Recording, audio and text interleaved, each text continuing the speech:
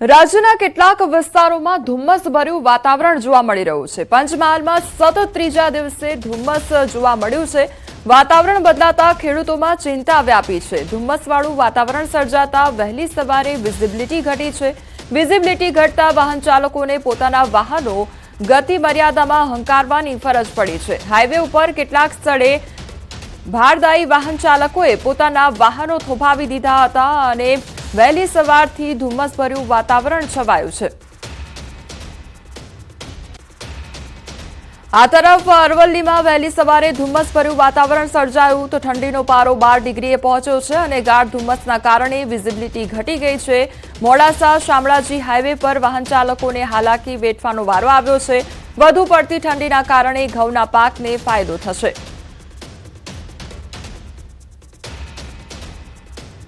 હવે અન્ય સમાચાર પર નજર કરીએ તો વડનગરના સુશાસન દિવસની ઉજવણીનું આયોજન કરવામાં આવ્યું છે અને પૂર્વ પીએમ અટલ બિહારી વાજપેયીની 100મી જન્મજયંતિની ઉજવણી કરવામાં આવી રહી છે। ત્યારે પીએમના જીવનકાળ સાથે સંકળાયેલા સ્થળો પર પદયાત્રાનું આયોજન કરવામાં આવ્યું છે। કેન્દ્રીય મંત્રી મનસુખ માંડવિયા, ઋષિકેશ પટેલ તેમજ હર્ષ સંઘવી હાજર રહેશે। જન્મસ્થળ, શાળા, તળાવ, રેલવે સ્ટેશન રૂટ પર પદયાત્રા કરવામાં આવશે। તો પદયાત્રા તાનારીરી ગાર્ડનથી નીકળી ઘાસકોડ દરવાજા સુધી તેમજ રેલવે સ્ટેશન, મેડિકલ કોલેજ, અમરથોડ દરવાજાથી પરત તાનારીરી ગાર્ડન ખાતે આવશે। આ પદયાત્રામાં ફેન્સી ડ્રેસમાં વિદ્યાર્થીઓ અને નાગરિકો પણ જોવા મળશે। ત્યારે ભારતીય બંધારણની 75મી વર્ષગાંઠની 1 વર્ષ સુધી ચાલનારી ઉજવણીના ભાગરૂપે આયોજન કરવામાં આવ્યું છે।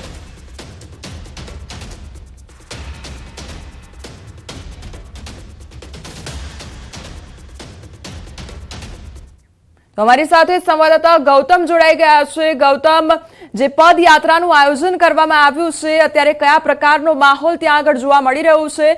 આ સાથે કોણ કોણ ત્યાં અત્યારે હાજર છે?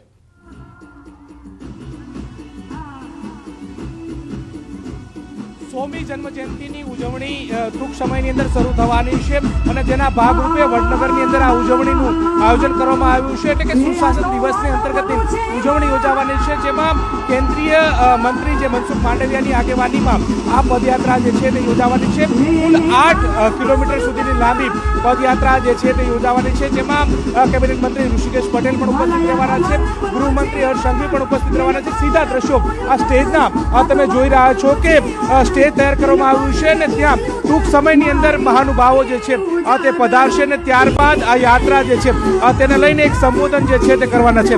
મહત્વનું સાથે સાથે એ પણ છે કે યાત્રા અંતર્ગત 15,000થી પણ વધારે જે યુવાનો જે છે તેમાં પાર્ટિસિપેટ કરવાના છે। અત્યારે હાલ તમે જોઈ રહ્યા છો કે યુવાનોમાં અનેરો ઉત્સાહ જે છે તે જોવા મળી રહ્યા છે। ઢોલના તાલે ઝૂમી રહેલી આ યુવતીઓ જોવા મળી રહી છે।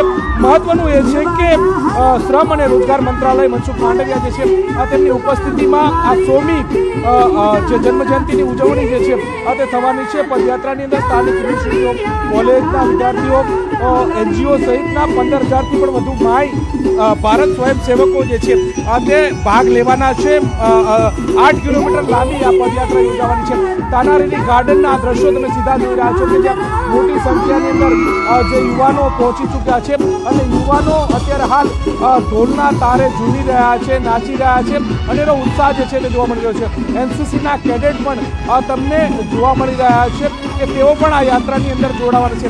8 કિલોમીટર સુધીની આ લાંબી યાત્રા એટલે કે તાનારીરી ગાર્ડનથી શરૂ થશે અને શહેરભરમાં એટલે કે વડનગર, આમ તો પ્રધાનમંત્રી નરેન્દ્ર મોદીનું આ જન્મસ્થળ છે, પ્રધાનમંત્રી મોદીનું હોમ જે સ્ટે કહેવાય છે અને ત્યાં આ યાત્રા જે છે તે યોજાવાની છે। મહત્વનું એ છે કે 8 કિલોમીટરમાં રેલવે સ્ટેશન સહિતના જે વિવિધ વિસ્તારો જે છે તેમાં આવરી લેવામાં આવશે। આ તમામ યુવાનો જે છે તે પદયાત્રા કરવાના છે। અત્યારે હાલ તમામ યુવાનો પહોંચી ચૂક્યા છે। ટૂંક સમયની અંદર કેન્દ્રીય મંત્રી મનસુખ માંડવિયા જે છે તે પધારશે, સંબોધન યુવાનોને કરશે, યુવાનોને જોમ જુસ્સો કરશે।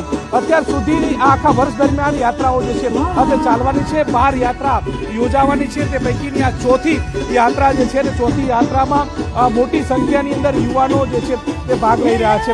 મહત્વનું સાથે સાથે એ પણ છે કે અત્યારે હાલ વહેલી સવારનો સમય છે। વહેલી સવાર ઠંડીના માહોલ વચ્ચે પણ યુવાનો જે છે તે એટલા ઉત્સાહ જોમ જુસ્સા સાથે અહીંયા પહોંચી ચૂક્યા છે અને એક અનેરો માહોલ જે છે આ તે જોવા મળી રહ્યો છે. ચોથી યાત્રા જે છે કેન્દ્રીય મંત્રી મનસુખ માંડવિયા પ્રસ્થાન કરાવશે અને ત્યારબાદ જે છે આ તે યાત્રાની અંદર પણ તેઓ જોડાશે.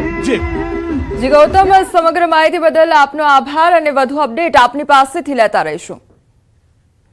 તો સુશાસન દિવસની આજે ઉજવણીનું આયોજન કરવામાં આવ્યું છે અને વહેલી સવારથી જે તમામ જે વિદ્યાર્થીઓ છે તે પણ ત્યાં આગળ હાજર છે અને મોટી સંખ્યામાં લોકો ઉમટી પડ્યા છે. વહેલી સવારથી આ ઉજવણીની શરૂઆત કરવામાં આવી રહી છે અને લોકોમાં અનેરો ઉત્સાહ પણ જોવા મળી રહ્યો છે. થોડી જ ક્ષણોમાં તમામ જે નેતાઓ છે તેઓ પણ હાજરી આપશે અને આ સાથે પદયાત્રાનો પ્રારંભ પણ કરવામાં આવશે.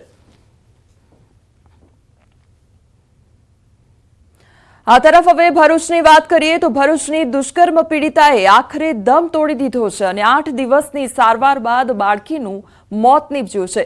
વડોદરાની હોસ્પિટલમાં સારવાર દરમિયાન આ બાળકીનું મોત નીપજ્યું છે. છેલ્લા 6 દિવસથી બાળકી સારવાર લઈ રહી હતી અને ગઈકાલે બપોરે 2 વાગે બાળકી પર કાર્ડિયાક એરેસ્ટનો હુમલો આવ્યો અને 5:15 વાગે બાળકીને ફરીથી કાર્ડિયાક એરેસ્ટનો હુમલો આવ્યો હતો. બાળકીના મૃતદેહનું ડોક્ટરની ટીમ દ્વારા પેનલ પીએમ કરવામાં આવ્યું તો મોડી રાત્રે પેનલ પીએમ બાદ મૃતદેહને પરિવારને સોંપવામાં આવ્યો. પરિવાર દ્વારા મૃતદેહને ઝારખંડ લઈ જવામાં આવ્યો. વતનમાં હવે અંતિમ વિધિ કરવામાં આવશે. આજે બપોરે 2ની આસપાસ દર્દીને કાર્ડિયાક એરેસ્ટનો પ્રથમ હુમલો આવ્યો, પરંતુ અમારી નિષ્ણાતોની ટીમ અહીંયા હાજર જ હતી. તેઓ લોકોએ ઘનિષ્ઠ સારવાર આપી જેથી દર્દીને પાછું સ્ટેબલ કરી શકાયું હતું. પરંતુ ત્યારબાદ 5:15ની આસપાસ બીજો કાર્ડિયાક એરેસ્ટ આવ્યો, કાર્ડિયાક હુમલો, જેમાં અમારા ડૉક્ટર્સની ટીમે પૂરેપૂરી કોશિશ કરી પરંતુ દર્દીને અમે બચાવી શક્યા નથી અને 6:15 અમે મરણ જાહેર કરેલ છે. જે પ્રમાણે એની માતા પિતાની જોડે વાતચીત થશે એ પ્રમાણે આગળ કામ કરવામાં વાતચીત થઈ છે ને આપને શું કહે છે? આ માતા પિતા હજુ આઘાતમાં છે એટલે મેં અત્યારે વાતચીત કરવું અનુકૂળ હશે. થોડી રાહ જોઈએ પછી વાતચીત કરીએ છીએ. એ મેડિકલ ડિપાર્ટમેન્ટ આપને જાણ કરશે. 10 વર્ષની બાળકી ઉપર જે રીતે આ અપરાધ થયો, જે રીતે એની સાથે દુષ્કર્મ થયો, જે રાક્ષસે આ દુષ્કર્મ કર્યો, એ દરેક ગુજરાતીના આંખમાં આજે આંસુ છે. ખાસ કરીને જ્યારે બાળકીની સારવાર વડોદરામાં થતી હોય ત્યારે વડોદરાની 25 લાખની જનતામાં મીડિયાના માધ્યમ દ્વારા જેવા ન્યૂઝ ગયા તમામની આંખમાં આંસુ છે. આ 10 વર્ષની બાળકી જેને હજી તો શ્વાસ લેવાની શરૂઆત કરી હોય, ગુજરાતની પાવન ધરતી ઉપર એનો રેપ થાય અને પછી એનું મર્ડર થઈ જતું હોય, ખૂબ જ દુઃખની ઘટના કહેવાય. દુષ્કર્મ પીડિત બાળકીના મોત બાદ લોકોમાં ભારે આક્રોશ વ્યાપ્યો છે. ભરૂચ રેલવે સ્ટેશન પાસે મહિલાઓએ મીણબત્તી પ્રગટાવી આરોપી સામે રોષ ઠાલવ્યો છે. નરાધમને જાહેરમાં ફાંસી આપવાની માંગ કરવામાં આવી છે. 1 અઠવાડિયું તડપેલી બાળકીએ અંતિમ શ્વાસ લેતા મહિલાઓનો ગુસ્સો આસમાને પહોંચ્યો છે. એ 10 વર્ષની બાળકીએ જે છેલ્લા અઠવાડિયા 10 દિવસથી જે ભોગવું છે એ આપણે કલ્પનાની બહાર છે. આવા કૃત્ય કરનારને, આવા વ્યક્તિને સમાજનો, કાયદાનો કે કશાનો ડર હોતો નથી. એ પોતાની વિકૃતતા સંતોષવા આમ તેમ જોવે છે. તો આ તરફ બાળકી સાથે દુષ્કર્મ આચરનારા આરોપીના ફરી રિમાન્ડ મંજૂર થયા છે. ઝઘડિયામાં બાળકી સાથેના રેપ કેસના આરોપી વિજય પાસવાનના ફરી 7 દિવસના રિમાન્ડ મંજૂર કરવામાં આવ્યા છે. અગાઉ કોર્ટે 5 દિવસના આપેલા રિમાન્ડ પૂર્ણ થતા કોર્ટમાં લાવવામાં આવ્યો હતો. પોલીસે 10 દિવસના રિમાન્ડની માંગ કરી હતી. અંકલેશ્વર કોર્ટે આરોપીના 7 દિવસના રિમાન્ડ મંજૂર કર્યા છે. આ દરમિયાન આરોપીના પોટેન્સી સહિતના 3 મેડિકલ ટેસ્ટ થશે અને આ ઉપરાંત સ્થળિયા સિવાય પીડિતા પર અન્ય સાધનથી પણ હુમલો કરાયાની આશંકા છે અને ઘટના બાદ આરોપીએ કરેલા ફોન કોલ્સનું CDR પણ ચેક કરવામાં આવશે. ઘટના બાદ અન્ય આરોપીઓની મદદ લેવામાં આવી કે નહીં તેની પણ તપાસ કરવામાં આવશે. તો બાળકીના મોત મામલે કોંગ્રેસ નેતા શક્તિસિંહ ગોહિલે દુઃખ વ્યક્ત કર્યું છે અને કહ્યું છે કે દીકરીઓની સલામતી ચિંતાનો વિષય છે. ફૂલ જેવી બાળકી સાથે બળાત્કાર અને પછી જે અમાનવીય અકૃત્ય થયું હતું કે દીકરી જીવન મરણ વચ્ચે જોડા ખાતી હતી, આજે મૃત્યુ સામે હારી ગઈ અને એનું જે દુઃખદ અવસાન થયું છે ત્યારે કોંગ્રેસ પક્ષ વતી અને અંગત રીતે દિલસોજી પાઠવું છું, એમના દુઃખમાં સહભાગી થઈએ છીએ. ભાવનગરમાં કૌટુંબિક ભાણી સાથે દુષ્કર્મ આચરનાર મામાને સજા ફટકારવામાં આવી છે. ભાવનગર કોર્ટે દુષ્કર્મના આરોપીને 20 વર્ષની સજા ફટકારી છે. સાથે 50,000નો દંડ પણ ફટકાર્યો છે. સાથે જ પીડિતાને સરકારની સ્કીમ હેઠળ 6 લાખ વળતર આપવા કોર્ટે આદેશ કર્યો છે. 2019માં પીડિતા ભાવનગરમાં ધોરણ 10ની રિપીટરની પરીક્ષા આપવા ગઈ હતી અને આ દરમિયાન પીડિતા કૌટુંબિક મામાના ઘરે રોકાઈ હતી. ત્યારે પીડિતાની એકલતાનો લાભ લઈ કૌટુંબિક મામાએ ભાણી સાથે દુષ્કર્મ આચરી પીડિતાના માતા પિતાને મારી નાખવાની ધમકી આપી હતી. પીડિતા ઘરે પરત ફરી ત્યારે વાલીને સમગ્ર ઘટનાની જાણ થઈ હતી. ત્યારે પીડિતાના વાલીએ પોક્સોની કલમ હેઠળ ફરિયાદ નોંધાવી હતી અને કોર્ટમાં કેસ ચાલ્યો હતો. ત્યારે હાલ કોર્ટે સમગ્ર મામલે સજા ફટકારી છે.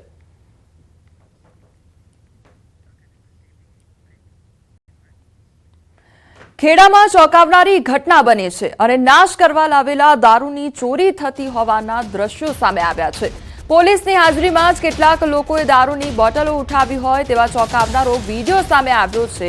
લોકો દારૂની ચોરી કરતા હોય એવો વિડીયો સામે આવ્યો છે અને જેકેટમાં દારૂ સંતાડતા 2 વ્યક્તિ કેમેરામાં કેદ થયા છે. કેમેરો જોતા જ આ બંને વ્યક્તિ દ્વારા દારૂને પાછો મૂકવામાં આવ્યો અને દારૂ ચોરતા આ બંને વ્યક્તિ કોણ છે તે મોટો સવાલ છે. કપડવંજમાં પોલીસે કરેલા પ્રોહિબિશનના ગુનામાં પકડાયેલા દારૂનો નાશ કરવામાં આવી રહ્યો હતો અને તે દરમિયાનનો આ વિડીયો સામે આવ્યો છે જેમાં 2 વ્યક્તિ આવે છે અને જેકેટમાં દારૂની બોટલ લઈ જવાનો પ્રયાસ કરે છે. તો અમારી સાથે હાલ સંવાદદાતા ઉમંગ જોડાઈ ગયા છે. ઉમંગ, આ ચોંકાવનારી ઘટના જે સામે આવી છે, 2 વ્યક્તિ કોણ હતા કે જે દારૂની ઉઠાંતરી કરીને જઈ રહ્યા હતા? શું અપડેટ મળી રહ્યું છે તેને લઈને? ચોક્કસથી વાત કરવામાં તો ગત રોજ ખેડા જિલ્લાનું જે કપડવંજ છે ત્યાં આગળ કપડવંજ પોલીસ સ્ટેશનના હદમાં આવતા જે પકડાયેલા વિદેશી દારૂ હતો તેનો નાશ કરવાનો સમગ્ર કાર્યક્રમ હતો. આ કાર્યક્રમ કપડવંજના પ્રાંત અને ડીવાયએસપી વીએન સોલંકીની ઉપસ્થિતિમાં કરવામાં હતો. તે દરમિયાન કેટલાક યુવાનો દ્વારા આ દારૂ છે તે જેકેટ અંદર ચોરી જતા હોય તેવું સામે આવ્યું હતું. આ તમામ દ્રશ્યો કેમેરામાં કેદ થયા હતા. મહત્વની વાત કરું તો ત્યાં આગળ કેટલાક કોન્સ્ટેબલ પણ ઉપસ્થિત હતા, સ્થાનિક પીઆઈ પણ ઉપસ્થિત હતા. ડિવાઇસ પર તેમ છતાં લોકો દારૂ છોડી જતા જ્યારે મીડિયાના ધ્યાને વસ્તુ આવે છે ત્યારે તે લોકો જેકેટમાં છુપાયેલો દારૂ પાછળ લઈને મૂકી જાય છે. આ વ્યક્તિઓ કોણ છે તેની હજુ સુધી કોઈ સ્પષ્ટતા કરવામાં નથી. આ બાબતે પોલીસ દ્વારા કોઈ પણ પ્રકારનું સ્ટેટમેન્ટ હજુ સુધી આપવામાં આવ્યું નથી. પરંતુ સવાલ ઉભો થાય છે કે જ્યારે કપડવંજના પ્રાંત અધિકારી ઉપસ્થિત હોય, ડીવાયએસપી ઉપસ્થિત હોય, તેમ છતાં જો દારૂની ચોરી થાય તો કેમ ચાલે? જી ઉમંગ, સમગ્ર માહિતી બદલ આપનો આભાર. 31 ડિસેમ્બર નજીક આવતા જ બુટલેગરો સક્રિય થયા છે અને દસાડા પોલીસે દસાડા જૈનાબાદ હાઈવે પરથી મોટા પાયે વિદેશી દારૂ ઝડપી પાડ્યો છે. વિદેશી દારૂની 5,628 બોટલ જેની કિંમત 15.77 લાખનો દારૂ ઝડપાયો છે. પાપડના બોક્સની આડમાં વિદેશી દારૂની હેરાફેરી કરતા ટ્રક ચાલક સહિત 2 શખ્સોને ઝડપી પાડી કાયદેસરની કાર્યવાહી હાથ ધરવામાં આવી છે. ટ્રક તેમજ અન્ય સામાન મળી કુલ 27.5 લાખનો મુદ્દામાલ કબજે કરવામાં આવ્યો છે. દારૂ મોકલનાર તેમજ દારૂ મંગાવનાર સહિત 4 શખ્સો સામે ગુનો નોંધવામાં આવ્યો છે. અમદાવાદ ગ્રામ્ય એલસીબીએ મોટા પ્રમાણમાં દારૂનો જથ્થો ઝડપી પાડ્યો છે અને કોચરિયા ગામની સીમ પાસે હાઈવે પરથી 2 આરોપીઓને ઝડપી પાડવામાં આવ્યા છે. રૂપિયા 48 લાખના 13,545 બોટલ દારૂ જપ્ત કરવામાં આવ્યો છે. અનિરુદ્ધસિંહ રાહુલ તેમજ સંદીપસિંહ કાપસેની ધરપકડ કરવામાં આવી છે. રાજકોટ શહેર એસઓજી દ્વારા કરવામાં આવેલ એનડીપીએસના કેસના મુદ્દામાલનો નાશ કરવામાં આવ્યો છે. લગભગ 71 જેટલા કેસના 83 લાખના મુદ્દામાલનો નાશ કરવામાં આવ્યો છે. ભચાઉ પાસે આવેલ એક ખાનગી ફેક્ટરીના ભઠ્ઠીમાં નાશ કરવામાં આવ્યો છે. તો મેફેડ્રોન ડ્રગ્સ, અફીણના લીલા છોડ, પોસના ડોડા તેમજ કેનાબીઝ ઘટકની પડીકી તેમજ ચરસનો નાશ કરવામાં આવ્યો છે. તો નાશ દરમિયાન રાજકોટના ડીસીપી, એસીપી અને એસઓજી પીઆઈ સહિતના અધિકારીઓ હાજર રહ્યા છે.